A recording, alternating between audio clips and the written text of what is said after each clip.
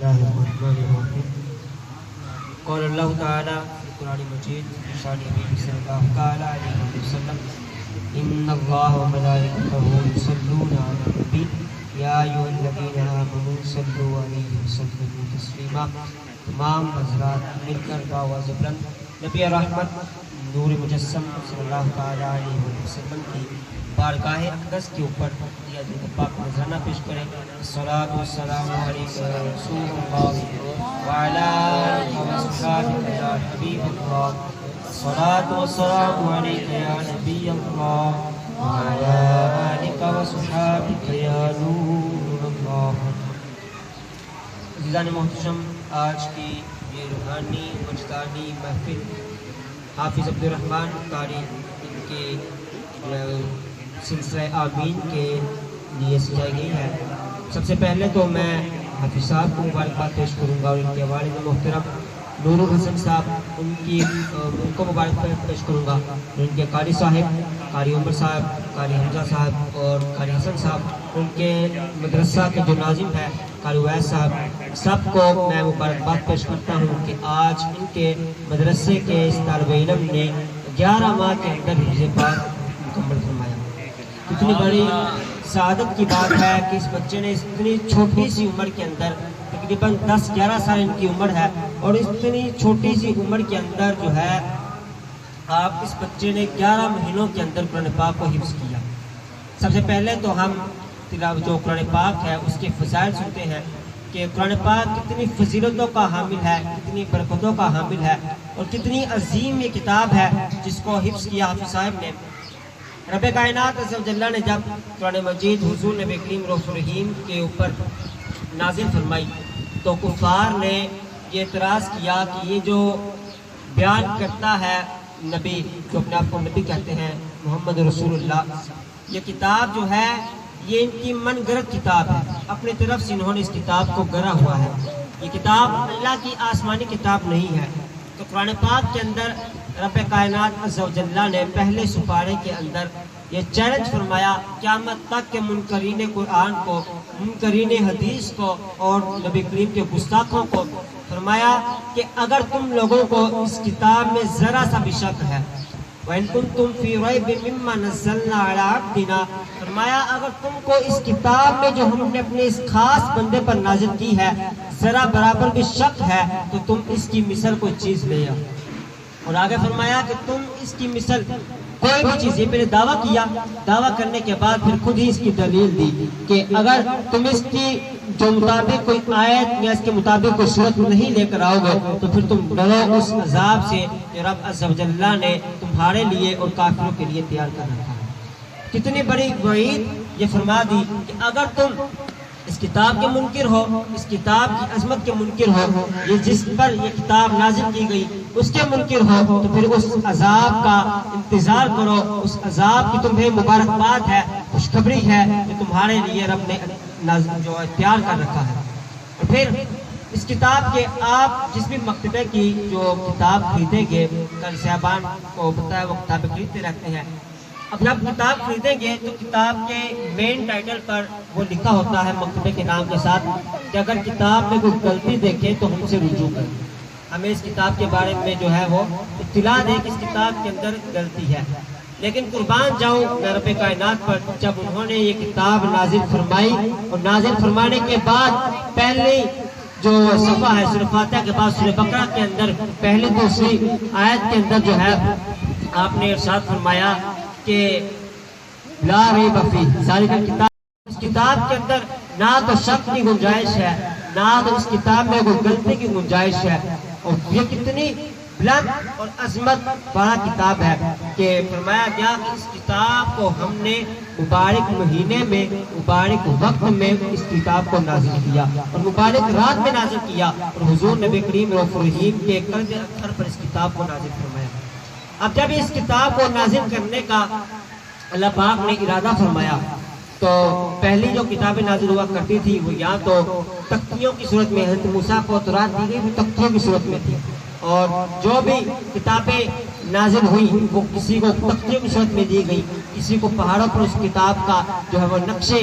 بگاڑ بنا کر اس کتاب کو دیا گیا. اگر صحیفے دیے گئے تو وہ بھی اسی صورت پہ دیے گئے. لیکن جب قرآن پاک کو نازل کرنے کا وقت آیا تو رب تعالیٰ نے جب سمندر کی طرف نظر فرمائی تو سمندر نے عرض کی باری تعالیٰ اس کلام کا بوجھ اٹھانے کی ہم کے اندر طاقت نہیں ہے. جب پہاڑوں کے اوپر رب عز و جل نے نظر رحمت فرمائی تو پہاڑوں نے عرض کی کیا مالک اس کتاب کو اٹھانے کی ہمارے اندر جرأت نہیں ہے. اگر اس کتاب کا ایک ذرہ ایک لفظ بھی اس کتاب کا ہمارے اوپر نازل ہو گیا تو ہم ریزہ ریزہ ہو جائیں گے. تو پھر رب تعالیٰ عز و جل نے اس کتاب کو نازل فرمانے کے لیے مومنین میں سب سے زیادہ نرم و رحم جو دل ہے وہ پیارے آقا صلی اللہ تعالیٰ علیہ وسلم کے دل پر اس کتاب کو نازل فرمایا.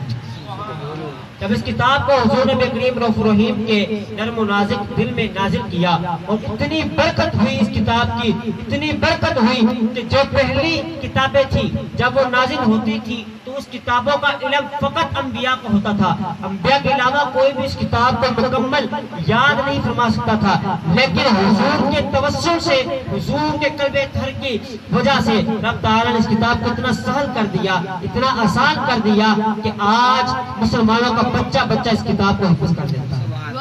کس قدر اس کتاب کی عظمت ہے, کس قدر اس کتاب کی شان ہے. پھر یہ اسلام کی بڑی دلیل ہے. اگر اسلام کے حق ہونے کی دلیل مانی جائے تو یہ ہے کہ اگر کسی کو کوئی صحیفہ, کوئی ایک چھوٹا سا رسالہ یاد کرنے کے لیے دیا جائے تو وہ اردو کے اندر بھی اگر رسالہ ہو جو ہماری قومی زبان ہے تو ہم اس کو کما حق ہو یاد نہیں کر سکتے.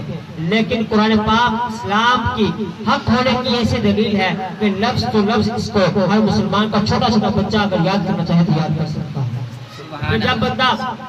اس پروسیجر سے گزرتا ہے, اتنی مشقتوں کے بعد اس علم کو حاصل کرتا ہے تو اس کو جو برکتیں نازل, جو برکتیں ملتی ہیں وہ کیا ہیں.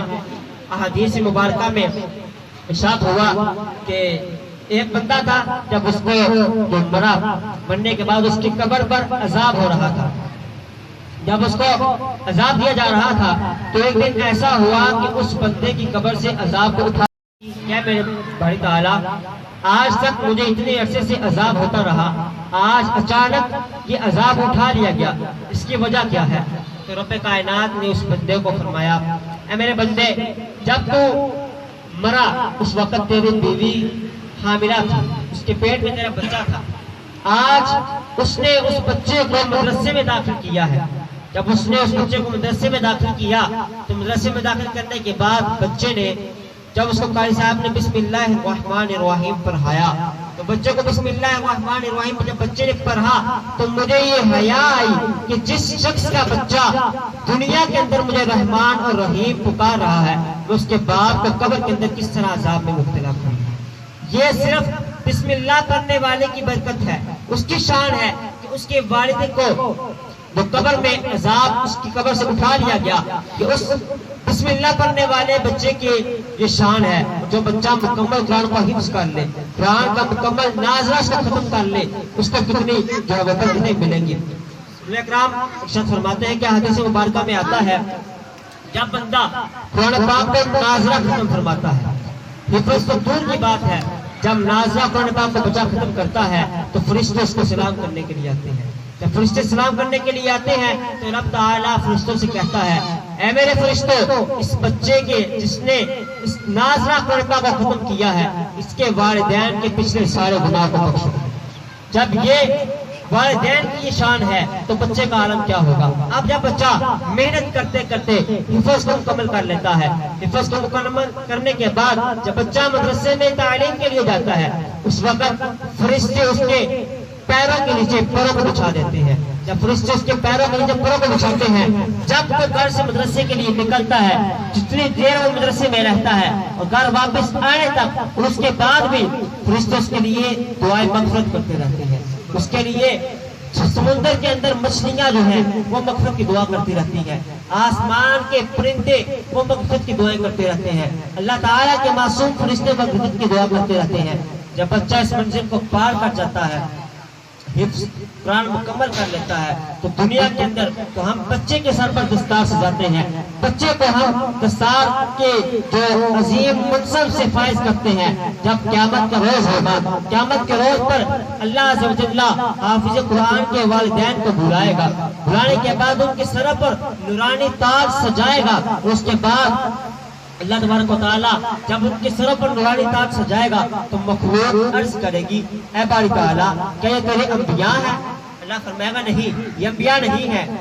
پھر وہ لوگ کہیں گے کیا یہ صدیقین ہیں یا شہداء ہیں؟ رب تعالیٰ فرمائے گا نہیں، یہ صدیقین بھی نہیں ہیں، شہداء بھی نہیں ہیں۔ تو پھر لوگ کہیں گے اے باری تعالیٰ نہ یہ تیرے نبی ہیں، نہ یہ تیرے صدیق ہیں، نہ شہداء ہیں، پھر یہ کون لوگ ہیں؟ تو رب فرمائے گا یہ وہ لوگ ہیں جنہوں نے دنیا کے اندر اپنے بچوں کو حافظ قرآن بنایا۔ سبحان اللہ۔ یہ وہ لوگ ہیں جنہوں نے دنیا کے اندر اپنے بچوں کو حافظ قرآن بنایا تھا۔ یہ قیامت کے دن حافظ قرآن کے والدین کو مرتبہ دیا جائے گا۔ اب